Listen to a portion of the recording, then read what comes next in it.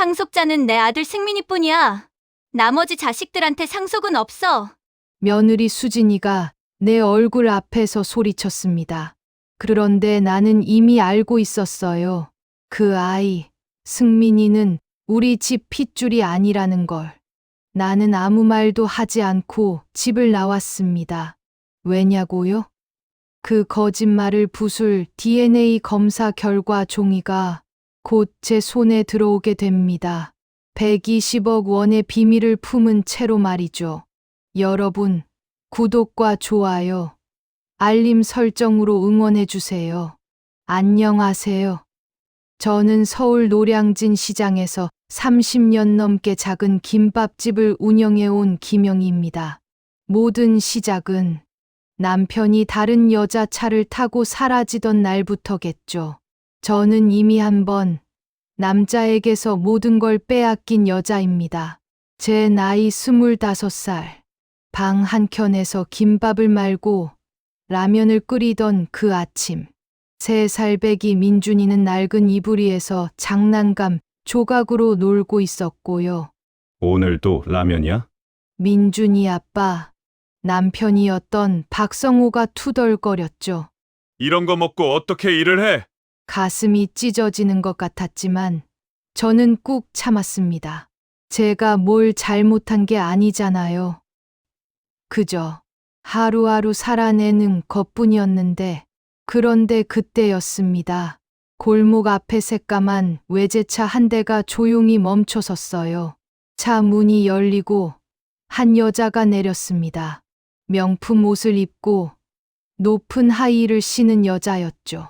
그 여자는 저를 한번 쳐다보더니 마치 제가 존재하지 않는 것처럼 고개를 돌렸습니다. 성호는 얼른 일어나 하얀 와이셔츠를 입었어요. 교회 갈 때만 입던 단 한 벌뿐인 그 셔츠를요. 여보, 어디 가는 거예요? 하지만 성호는 저를 쳐다보지도 않았습니다. 회의가. 회의. 사업회의. 그리고는 그 여자를 위해 차 문을 열어주었죠. 마치 그녀가 보물이라도 되는 것처럼요. 여자는 두툼한 봉투 하나를 성우에게 건넸습니다. 두 사람의 눈빛이 마주쳤고 거기엔 제가 절대 알 수 없는 비밀이 담겨 있었어요. 성우가 마지막으로 저를 돌아봤을 때 그의 눈엔 더 이상 따뜻함이 없었습니다. 영희야. 나 이제 이런 가난 속에서 못 살아. 저 사람이 나한테 더 나은 삶을 줄 수 있어. 차가 출발했고 저는 뒤쫓아 달렸습니다. 여보, 여보, 외쳤지만 집 안에서 들리는 민준이의 울음소리에 발이 멈췄죠. 차는 이미 골목 끝에서 사라지고 있었습니다. 그날부터 제 인생은 완전히 바뀌었습니다. 옆집 순자 언니가 달려왔어요. 영희야, 그런 남자는 없는 게 나아. 너무 상심하지 마. 하지만 저는 무너질 수 없었습니다. 민준이가 있었으니까요. 그날 밤부터 저는 2개의 일을 시작했습니다. 낮에는 시장에서 김밥을 팔고 밤에는 빵집에서 반죽을 했죠. 민준이는 제 등 뒤에서 잠들었고 가끔 울음을 터뜨릴 때면 다른 직원들이 저를 안쓰럽게 쳐다봤어요. 하지만 저는 포기하지 않았습니다. 민준아, 엄마가 너만 있으면 뭐든지 할 수 있어. 세월이 흘러 민준이는 제 품에서 자라 키 큰 청년이 되었습니다. 아버지의 눈을 닮았지만 그 눈빛엔 불안함이 가득했어요. 민준이가 고3이 되었을 때 우릴 버리고 떠났던 제 아빠가 세상을 떠났단 소식을 전해 듣고부터 나쁜 징조가 보이기 시작했습니다. 늦게 들어오고 술 냄새를 풍기고 눈이 충혈되어 있었죠. 민준아, 어디 갔다 와? 엄마 걱정 마. 내가 알아서 해. 그리고는 방문을 쾅 닫아버렸습니다. 어느 날 순자 언니가 조용히 제 팔을 잡아 끌었어요. 영희야, 민준이가 요즘 강남에 사는 어떤 여자애랑 자주 만나는 것 같더라. 조심해. 제 가슴이 철렁 내려앉았습니다. 몇 달 후, 비 오는 어느 오후였어요. 누군가 문을 두드렸습니다. 문을 열자 한 여자가 서 있었습니다. 배가 불러온 채로요. 어머님, 저 지희예요. 민준 오빠가 저랑 결혼하겠다고 했는데 이제 연락이 안 돼요. 역사는 반복되고 있었습니다. 이번엔 제 아들이 아버지처럼 행동하고 있었던 거예요. 지희가 딸 지수를 낳았고 손녀를 제 품에 안기고 떠났습니다. 민준이를 닮은 큰 눈망울을 보며 사랑과 슬픔이 동시에 밀려왔어요. 분유와 기저귀를 사려고 저는 결혼 반지를 전당포에 맡겼습니다. 마지막 남은 추억이었지만요. 전당포 청년이 저를 안쓰러운 눈빛으로 쳐다보며 어머니, 이거 추억이 있는 결혼 반지인데 괜찮으세요?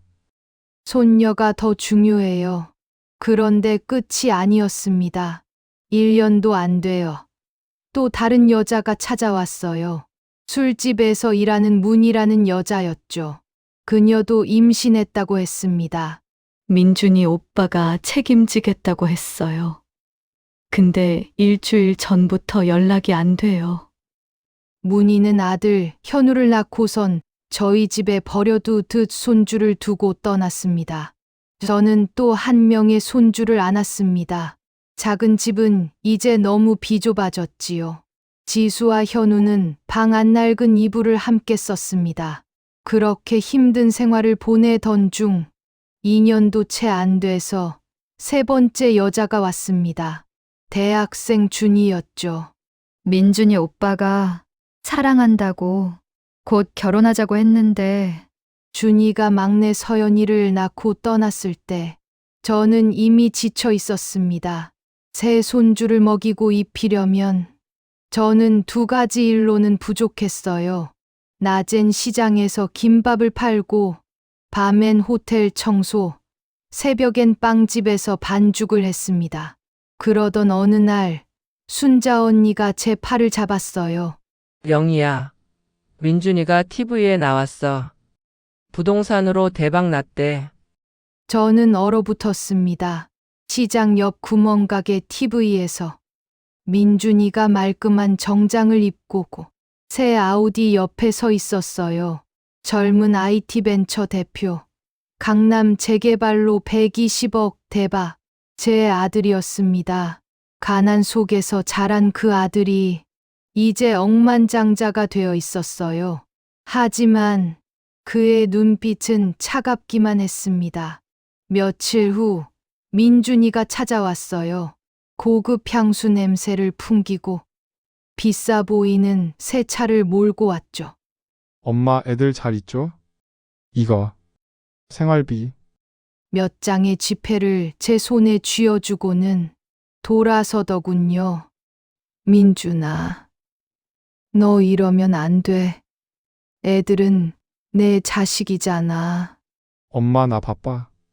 나중에 다 챙겨줄게. 아, 그리고 청첩장. 나 결혼해. 알려만 주는 거야. 오라는 거 아니야, 오지 말라고. 알았죠?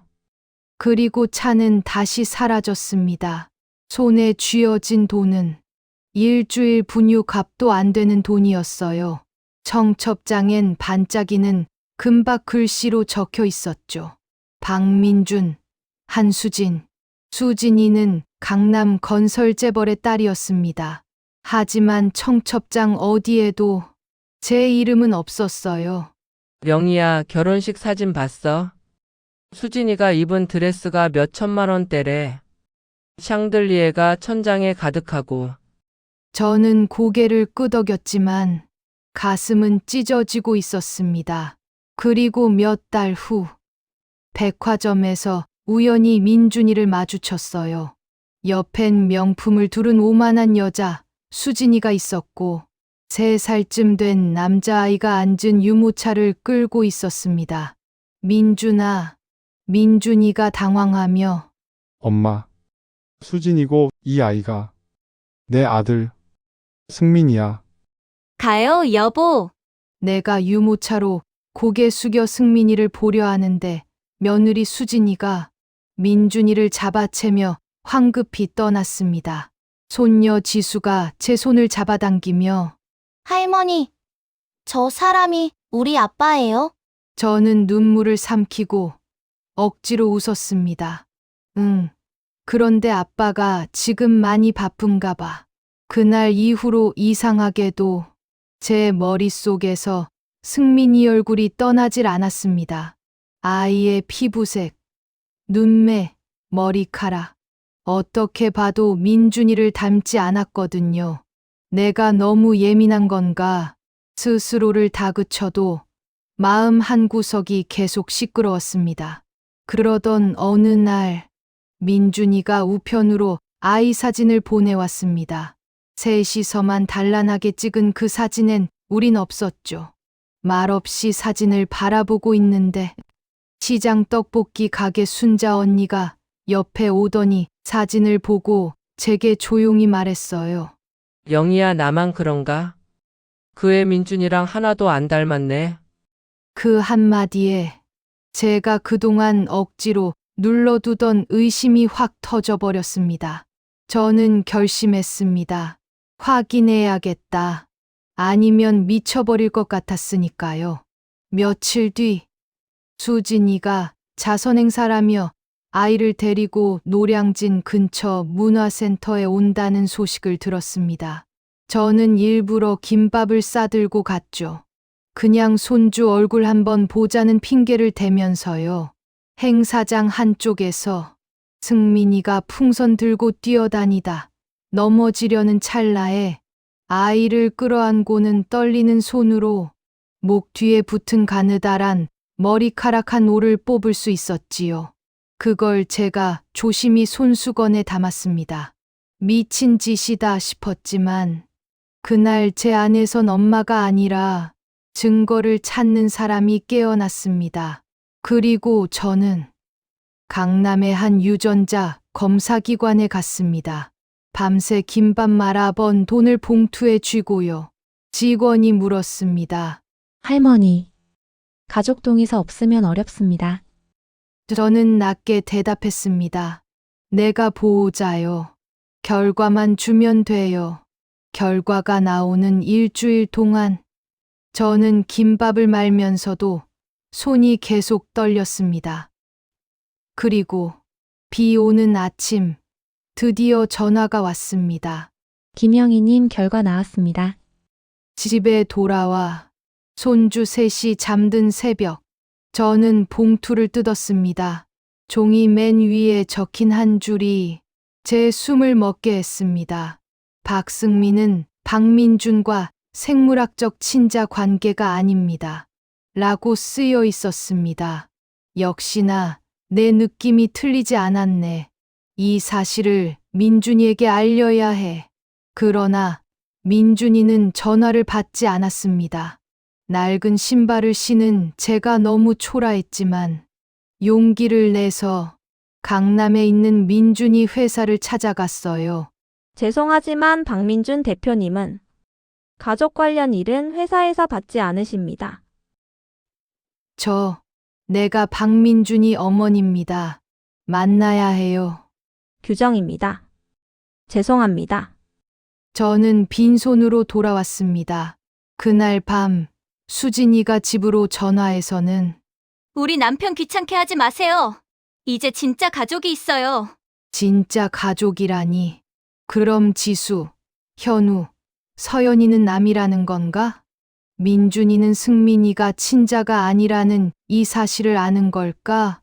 걱정하던 어느 날 TV 뉴스가 제 세상을 뒤흔들었습니다. 오늘 오후 고속도로에서 참담한 사고가 일어났습니다. IT 벤처 대표 박민준 씨가 차량 폭발 사고로 사망했다는 보도입니다. 뉴스를 보던 저는 그 자리에서 무릎이 꺾였습니다. 민준아, 민준아. 저는 그대로 주저앉아 입을 틀어막고 울었습니다. 장례식장에 역시나 제 이름은 없었고 수진이는 카메라 앞에서만 눈물을 흘리며 남편과 아들만 있으면 된다고 말했어요. 뭔가 이상했지만 내쫓는 며느리 때문에 집으로 돌아올 수밖에 없었습니다. 그날 밤 누군가 제 집 문을 두드렸습니다. 문을 열자 민준이가 서 있었습니다. 엄마, 미안해요. 민준아, 내가 살아있구나. 엄마, 제 차에 폭탄이 있었어요. 간신히 뛰어내렸죠. 수진이와 그 오빠 태준이가 저를 죽이려 했어요. 120억 재산과 보험금 때문에. 민준이는 USB 하나를 제 손에 쥐어줬습니다. 이 안에 증거가 다 있어요. 정비소 직원의 자백 영상이요. 그럼 수진이 저 여자는 민준이 돈 때문에 아이 승민이까지 앞세워서 그때부터였습니다. 제가 확신한 건 민준이한테 뭔가 큰일이 생길 거다. 그리고 그 일의 중심에 수진이와 태준이가 있다는 것. 찬창에서 꺼내어 민준이에게 친자 서류 봉투를 보여주었습니다. 다음 날 저희는 경찰서로 갔습니다. 형사님은 증거를 보시더니 즉시 체포 영장을 신청했어요. 그날 밤 수진이와 태준이는 수갑을 차고 끌려갔습니다. 이게 무슨 짓이에요? 집으로 민준이가 돌아왔고 지수, 현우, 서연이는 아빠를 꼭 안았습니다. 승민이도 함께 말이죠. 피는 안 섞였지만 그 아이도 이젠 제 손주니까요. 저희 집은 웃음으로 가득합니다. 다 같이 살 집을 얻었어요. 이제 절대 떠나지 않을게요. 엄마, 정말 죄송해요. 민준아, 이제 다 괜찮아. 그 뒤로 민준이는 그 동안의 일에 대해 사죄라도 하듯이 작은 소아병원에서 자원봉사를 하다가 주리간호사 선생님을 만났습니다. 그녀는 제 손주들을 친자식처럼 대해줬고 민준이는 다시 사랑을 배웠습니다. 여러분의 이야기를 댓글로 의견을 들려주세요. 용기는 우리를 더 나은 내일로 이끕니다. 감사합니다.